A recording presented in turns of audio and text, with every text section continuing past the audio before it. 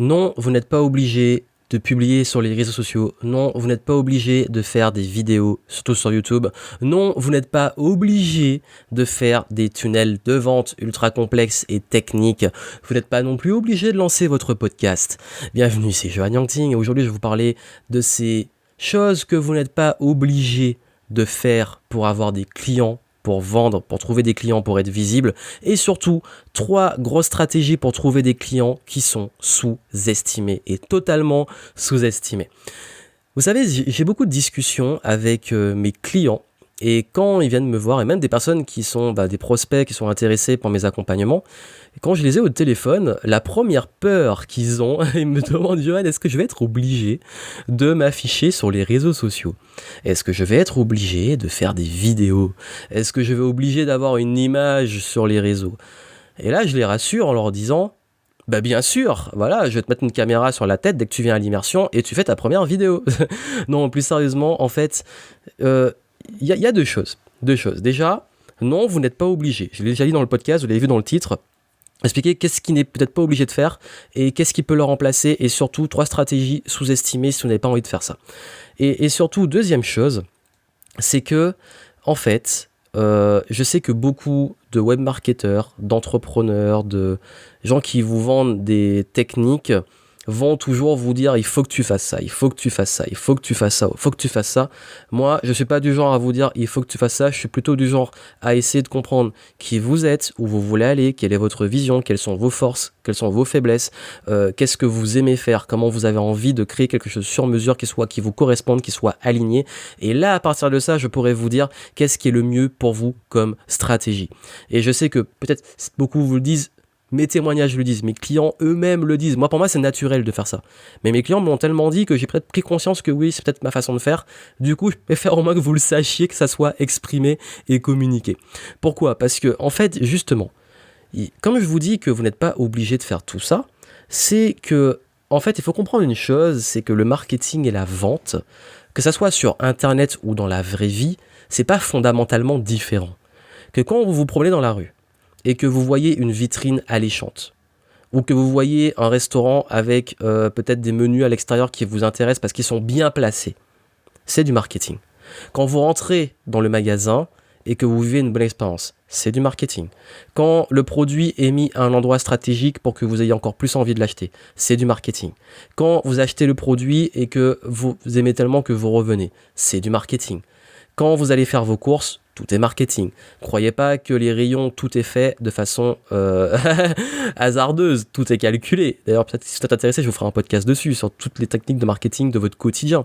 J'ai même fait une fois un atelier en extérieur pour montrer à mes clients, selon les quartiers, les types de positionnement de produits, notamment les produits de luxe, selon les quartiers, également le fait que toutes les influences marketing qu'ils avaient, le rapport à l'argent selon les quartiers aussi.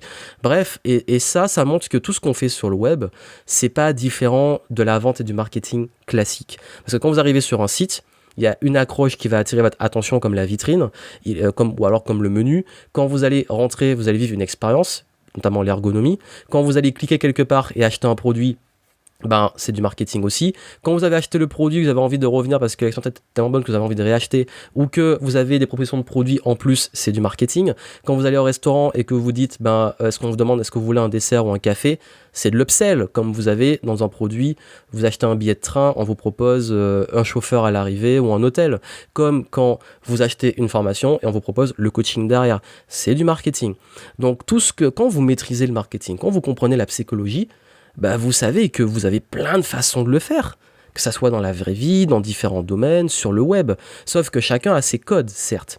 Mais vous n'êtes pas obligé parce que des webmarketeurs vous l'ont dit, et parce que forcément, comme ils sont et comme je suis webmarketeur, forcément, j'explore et utilise tous les leviers du webmarketing, mais vous n'êtes pas obligé d'utiliser tous ces leviers. Moi-même, je dis, au contraire, utilisez 1 ou 2 leviers en priorité. Donc, ce qui veut dire que vous n'êtes pas obligé, comme je vous l'ai dit, de absolument faire de la publication sur les réseaux sociaux. Pourquoi ? Parce que si c'est vraiment pas votre truc, et que vous n'êtes en plus pas encore à l'aise avec votre image publique, ça va se voir, ça sera bizarre, et avoir de la visibilité, pas de la visibilité, ça sert à rien. Pourquoi ? Parce que déjà, il faut un message, il faut une stratégie, il faut au moins une cohérence pour vous dire à qui je m'adresse, comment je communique. Donc ça sert à rien de communiquer sur les réseaux si vous n'avez pas déjà une offre claire, un message clair et où vous allez amener les gens. Ça, je le dis souvent. Mais surtout, en fait, réseaux sociaux, ok. Si vous ciblez les gens de 40 à 60 ans ou de 50 à 60 ans, vous n'allez pas aller sur TikTok ou Instagram. C'est bizarre parce que justement, c'est pas forcément là qu'est votre cible. Pareil, si vous ciblez des jeunes de 18 à 25 ans, vous n'allez pas aller sur Facebook. Donc, il y a des logiques comme ça, en fait. Bon, je précise que le podcast est enregistré en 2019, au cas où ça évolue dans les prochaines années, et que vous l'écoutez dans plusieurs années. Et cela ça aura encore changé.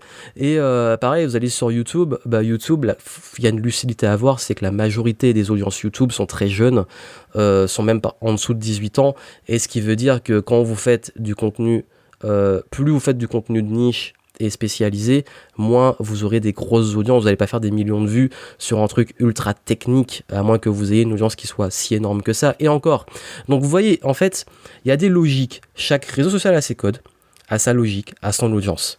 Donc forcément, vous n'êtes pas obligé de le faire. Sauf s'il y a une réelle pertinence, vous faites du B2B par exemple, vous touchez des managers, vous allez aller sur LinkedIn, là c'est cohérent. Chez les managers, vous n'allez pas aller sur Instagram tout de suite, c'est pas urgent, c'est pas essentiel. Vous voyez, c'est cette logique-là. Donc, réseaux sociaux, on le fait que quand il y a une cohérence derrière, il y a un objectif derrière. Ça, c'est la première chose. Les tunnels de vente. On vous dit, oui, il faut que tu fasses absolument un funnel sur, que ça soit ClickFunnels, LearnyBox, System.io, ou alors il faut que tu mettes tes formations en ligne parce que c'est urgent, etc. Moi, j'ai des clients qui vendent des coachings à plusieurs milliers d'euros, alors que le seul truc qu'ils mettent en appel à l'action, c'est appelez-moi sur mon numéro de téléphone. Ou alors en Google Doc, un lien vers un Google Doc, formulaire pour contacter, pour prendre rendez-vous, ou un Calendly, bref. Ça, c'est des croyances, encore une fois. Un tunnel de vente, c'est comme je vous ai dit avant. Vous rentrez dans Ikea, vous allez dans n'importe quel Ikea, le truc, c'est le meilleur tunnel de vente du monde. Vous allez acheter des bougies, vous ressortez avec 10 000 produits pas prévus. Parce qu'il vous faut passer dans tout le magasin. Et c'est ça la logique, c'est que, en fait, un tunnel de vente, c'est comment vous transformez un inconnu, donc un suspect, en prospect qui est intéressé, et en client, parce que vous closez, et en client fidèle, voire client ambassadeur, etc. Et pour la suite, vous allez comprendre, parce que c'est une des stratégies sous-estimées qui arrive après ça.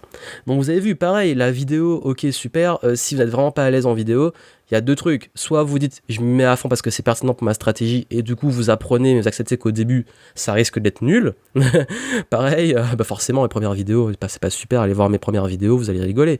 Et pareil, pour les podcasts, si vous faites des podcasts, il faut s'y mettre aussi. En fait, il y a plein de choses, il y a plein d'outils, peut-être que vous êtes perdu dans tout ça. Le truc, c'est pas d'aller tout prendre et faire tout, pas ce qu'il faut faire ou pas ce qu'on vous a dit qu'il faut faire, c'est qu'il faut être cohérent avec vous-même. Qu'est-ce que déjà vous voulez faire, dans quoi vous êtes déjà très bon, et ensuite, ok, par rapport à quel type d'offre, où vous l'amenez les gens, quelle est la façon la plus pertinente de le vendre. Et c'est ça les vraies questions. Parce que pareil, je peux vous dire que parfois, dans certains cas, vous n'avez même pas besoin d'un site internet. Et oui, je sais, ça peut choquer, parce qu'en 2019, je dis ça, mais on est bientôt en 2020, et je dis ça alors que ça fait des années que je le dis. Oui, tu veux faire un site, mais tu mets quoi sur ton site ? Tu dis quoi ? Tu te présentes comment ? Ok, t'as pas encore d'offre, t'as pas de message, t'as rien. Attends, fais d'abord ça, teste, va chercher des clients, et après tu mets un site. Et le pire, c'est que on pense que, parce que c'est la mode du web marketing, et c'est la mode depuis plusieurs années, que c'est que ça qu'il faut faire. On peut aller beaucoup plus vite, avec 3 stratégies totalement sous-estimées. Ces stratégies, je vous les donne. La première, et ça c'est l'une des plus vieilles stratégies du monde, et je suis désolé, il y en a trop qui critiquent et qui crachent dessus, alors que à ce jour, c'est la meilleure façon de closer des clients, surtout en haut de gamme, qui est le referral, la recommandation, le bouche à oreille. Alors oui, on vous dit, il ne faut pas compter que sur le bouche à oreille, oui, certes, mais par contre, il faut justement, il faut pas compter que sur le bouche à oreille, mais il faut compter sur le bouche à oreille. Parce que s'il n'y a pas de bouche à oreille, c'est des clientèles que vous perdez. Et surtout, si vous vous privez du bouche à oreille, vous vous privez de la meilleure stratégie business du monde. Parce que, rappelez-vous, si un ami vous recommande quelque chose, un ami en qui vous avez confiance, vous recommande un thérapeute, un coach, un film, une marque de vêtements, etc., quelles sont vos chances de l'acheter ? de façon honnête. Quelqu'un en qui vous avez confiance, qui vous recommande une œuvre, un produit, une personne, un service, une marque, peu importe. Ben ouais, pourquoi vous priver de ça? Et c'est tellement, justement, si vous n'avez pas encore à ce jour un programme qui pour amplifier ce bouche-à-oreille, une stratégie pour amplifier ça, vous parlez de l'argent, voilà, je vous le dis, vous parlez de l'argent, vous laissez de l'argent sur la table, et il serait temps de le mettre en place. Et deuxième chose, et c'est lié à ça, c'est qu'on oublie trop aussi le réseau. Et c'est lié au bouche-à-oreille. Le réseau, oui, c'est le plus vieux truc du monde, même dans le marketing, on le fait. On fait du réseau pour avoir des partenaires, pour avoir des... Mes meilleurs clients, je les rencontre dans des événements. Mes meilleurs partenaires, je rencontre dans des événements. Mes meilleurs liens, je les fais en présentiel, pas sur le web. Oui, sur le web, on se voit, on se connaît, on se parle vite fait, mais le vrai lien se fait dans la vraie vie. Donc, intégrer des réseaux, aller à des événements, rencontrer des gens, et c'est là que vous allez vous faire du réseau. Et d'ailleurs, je dis ça beaucoup à mes clients qui se lancent, quand ils me disent, mais en fait, sur le web, ça va prendre trop de temps, et si je fais de la pub, je perds de l'argent, nanana. Je leur dis, écoute, va chercher des clients. Va dans la vraie vie, va aux événements. Où sont tes clients là? Ok, tu vas, telle date tu vas là, telle date tu vas là, et ils le font. Mais comme ils ont travaillé justement leur message, leur positionnement et tout, ils arrivent. Et la magie s'opère, c'est qu'ils closent des clients sur l'événement. Ils repartent de l'événement avec des clients. Mais il faut le faire bien, il faut apprendre à vendre, bien entendu. Mais je vous dis, ça, c'est... On oublie trop le bouche à oreille, ce qu'on appelle le referral, la recommandation.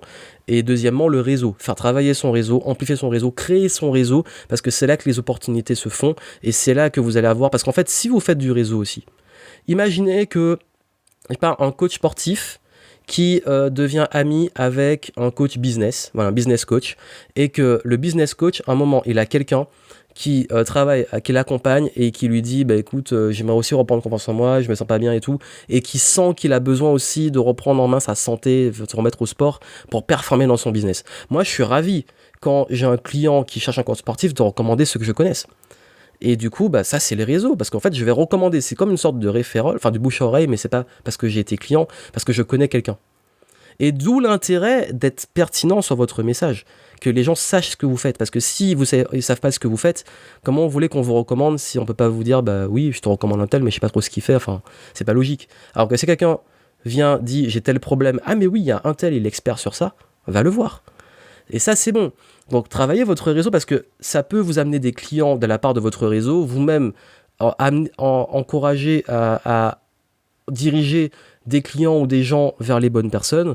Ça se fait dans certains milieux, pas des concurrents directs, je parle des gens complémentaires. Et puis, bien entendu, le branding. Alors ça, on l'oublie tellement, c'est tellement sous-estimé alors que c'est le truc le plus puissant. Le branding, c'est quoi? C'est la marque, votre image de marque. Quand vous avez un branding suffisamment fort que quelqu'un, quand il vous contacte, il sait déjà qu'il va acheter. La vente est faite avant que vous parliez. Ça, c'est le pouvoir du branding. Ça se construit sur le long terme. Mais le branding, c'est votre réputation. Vous avez vu que les trois sont liés. Et pourquoi beaucoup négligent le branding? Ça se voit beaucoup dans le domaine du web marketing. Pourquoi? Parce qu'en fait, il y a des personnes, ça c'est vraiment dommage, je vous le dis, qui vous vendent des méthodes de web marketing, mais si ça marche pour elles, aujourd'hui, c'est parce qu'elles ont une certaine notoriété, qui fait que ça va marcher comme ça. Alors que quand on n'a pas de notoriété, qu'il faut la créer, on ne peut pas juste recopier le modèle. Il y a des trucs à comprendre en intermédiaire et à faire de façon intermédiaire pour se créer une notoriété. Pour gagner cette notoriété et créer ce branding. Ce qui veut dire que si moi, là, juste je vous dis de faire, je prends un exemple très simple d'un truc que je fais maintenant, c'est que je filtre à mort l'entrée dans mes immersions très haut de gamme, notamment les Level Up Sessions, mais selon le type de business, ça dépend vraiment des gens, en fait, des domaines. Mais je vais jamais dire à un débutant de faire la même chose. Pourquoi? Parce que, en fait, tu risques de perdre des clients si tu filtres trop. Tu commences et tu mets déjà un filtre à apprendre déjà de tes clients. Enfin, et puis, quitter pour créer des candidatures comme ça, t'as pas encore mis les pieds dans le game. Enfin, vous voyez, c'est une question de bon sens. Et si je vous dis, tu vas closer du high ticket alors que vous voulez de lancer votre auto-entreprise, et là, je te dis, je vais te vendre comment vendre du high ticket, et tout de suite, t'es coach débutant, tu vas vendre des coachings à 5 000, à 10 000, ça peut créer de la panique. Et puis surtout, le modèle va marcher très bien sur quelqu'un qui a de l'expertise, une ancienneté, une réputation, des référents du réseau et des témoignages. Alors quelqu'un qui part de zéro, va peut-être falloir renforcer vraiment le truc pour closer à ce prix et être sûr que la valeur, ça va livrer derrière. Enfin, je pense que vous avez compris l'idée, c'est que il faut comprendre que votre réputation va vous suivre toute votre carrière. Et si vous voulez, parce que moi j'accompagne des leaders qui veulent être là sur le long terme et qui veulent changer le game, si vous voulez être là dans 10 ans, bah, le bouche à oreille, le réseau, le branding, ce sont vos meilleurs investissements de votre vie d'entrepreneur. Et j'en ai parlé dans un podcast sur les meilleurs investissements à faire dont personne ne parle, c'est exactement ça. C'est que on oublie trop de travailler sur ça. On court toujours après des hacks, des techniques, des stratégies dont je vous ai parlé avant, alors qu'en réalité, la puissance sur le long terme, ce que vous devez vraiment, sur quoi vous devez faire attention, c'est votre réputation. C'est comment on va parler de vous, quel réseau vous allez créer, avec qui vous vous associez, l'humain. L'humain, dans la perception qu'il aura de vous, dans l'image que vous allez donner, dans votre communication. Et ça, je peux vous dire que ça change tout. Et que, d'ailleurs, quand vous commencez à mettre ça en place et que vous adaptez cette stratégie, vous pouvez avoir des résultats beaucoup plus vite que des hacks marketing. Avec des hacks marketing, je connais la plupart des hacks, on peut aller très très vite. Mais on peut se casser la figure très très vite. Parce que si vous vous grillez dès le départ ou dans les 2-3 premières années, votre réputation elle est foutue. Et comme je dis souvent, rattraper une réputation qui a été foirée, c'est très compliqué. Alors que bon, comme je vous dis, ok, vous visez de la clientèle, vous créez du réseau, vous avez un truc solide d'entrée. Quand vous commencez à faire des réseaux sociaux et des trucs comme ça, ben en fait c'est un amplificateur. Mais tout ça va partir d'une chose fondamentale, n'oubliez jamais, positionnement, offre, message. Quand vous avez ça, tout s'aligne. Vous savez comment créer du bouche-à-oreille, comment créer du réseau, du branding, comment créer votre marque. Ça, c'est plus un souci pour vous. Donc voilà ce que je voulais vous dire pour dédramatiser un peu la peur de tous ces trucs de marketing. Vous rappelez que tous les trucs d'anciens du réseau, du bouche-à-oreille, du branding, c'est toujours là et ça ne change pas du tout. Ne flippez pas de vous dire « Oh là là, mais... » comment je fais ça, c'est pas non plus c'est pas insurmontable, au contraire c'est des trucs plus faciles à faire, ça vous demande juste de prendre des petites décisions, voilà, de faire des petits choix sur je décide de servir tel type de client et de me positionner comme ça. C'est plus une question de choix en fait, de choix, d'assumer qui vous êtes et d'enfin de prendre votre place de leader. Voilà ce que je voulais vous dire. J'en profite pour vous dire que si vraiment c'est quelque chose sur lequel vous voulez de l'aide, n'hésitez pas à me contacter et à venir à mes prochaines level up, on travaille ça à fond. On travaille autant les stratégies marketing plus globales alignées avec vous et je vous mets en place aussi une stratégie notamment de branding, d'image, de message. On clarifie tout ça. En un week-end, vous partez, vous avez ça. Vous êtes prêt à cartonner. Il y a 2 niveaux pour ceux qui se lancent et pour ceux qui ont déjà un business et qui veulent passer au niveau supérieur et booster leur notoriété, leur leadership. Donc voilà, c'est en description, c'est intéressé pour les prochaines immersions. J'ai enfin posé les dates de l'année 2020. Et puis comme je vous l'ai dit, n'oubliez pas, vous n'avez pas besoin... En fait, la question, c'est pas qu'est-ce qui marche, c'est plutôt vous, qu'est-ce qui va marcher pour vous. À très bientôt.